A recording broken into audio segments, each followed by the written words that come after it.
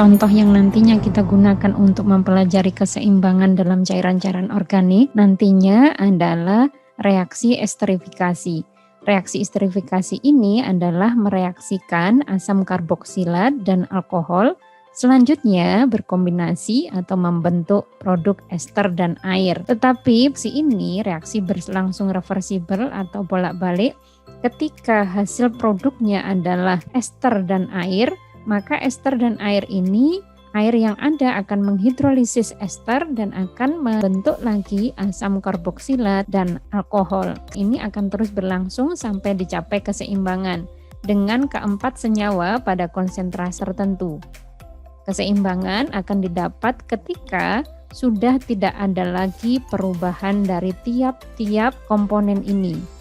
Ya, jadi pada reaktan maupun produknya, reaktannya sudah tidak lagi berkurang dan produknya tidak lagi bertambah. Sementara kita ketahui bahwa konstanta keseimbangan akan memberikan ukuran hubungan antara aktivitas produk dan aktivitas material reaktan. Pilih oleh rumus K sama dengan konsentrasi produk per konsentrasi reaktan.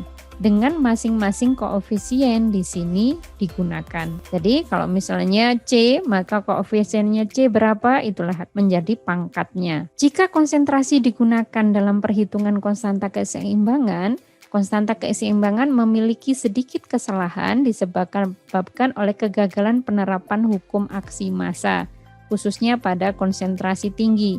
Artinya ini tidak berlaku pada konsentrasi yang tinggi, rawan rumus ini tidak bisa berlaku demikian. Nilai konstanta keseimbangan yang akurat diperoleh melalui penggunaan aktivitas daripada konsentrasi analitik. Jadi untuk keseimbangan itu masih lebih baik yang digunakan adalah penggunaan aktivitasnya dibandingkan penggunaan konsentrasi. Aktivitas dapat ditentukan melalui pengukuran tekanan uap atau melalui metode yang lain, akan tetapi pada banyak kasus konstanta keseimbangan dapat dihitung dengan akurasi yang cukup baik dari pengukuran konsentrasi. Maksudnya di sini, jika yang digunakan adalah pengukuran tekanan uap, hasilnya akan lebih teliti dibandingkan pengukuran melalui perbandingan konsentrasi. Karena apa? Dikhawatirkan senyawaan ini adalah senyawaan yang menguap. Sehingga kalau yang diukur adalah konsentrasinya, senyawaan tersebut menguap, maka itu tidak mewakili kondisi sebenarnya. Tetapi jika cairan tersebut tidak mudah menguap, maka diharapkan pengukuran konsentrasi sudah dapat mewakili kondisi keseimbangannya. Kadangkala keseimbangan dicapai secara sangat lambat. Ini maksudnya adalah kita sudah paham bahwa laju reaksi itu pada tiap reaksi bisa berbeda-beda. Ada yang sangat cepat, ada pula yang memerlukan beberapa hari. Pada contoh yang kita nanti akan lakukan, itu merupakan reaksi yang relatif lambat karena memerlukan waktu mencapai keseimbangannya kurang lebih 1 minggu.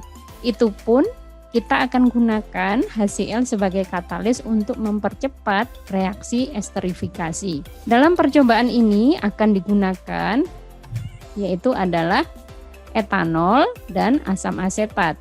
Sementara nanti hasil esterifikasinya yaitu etil asetat dan air.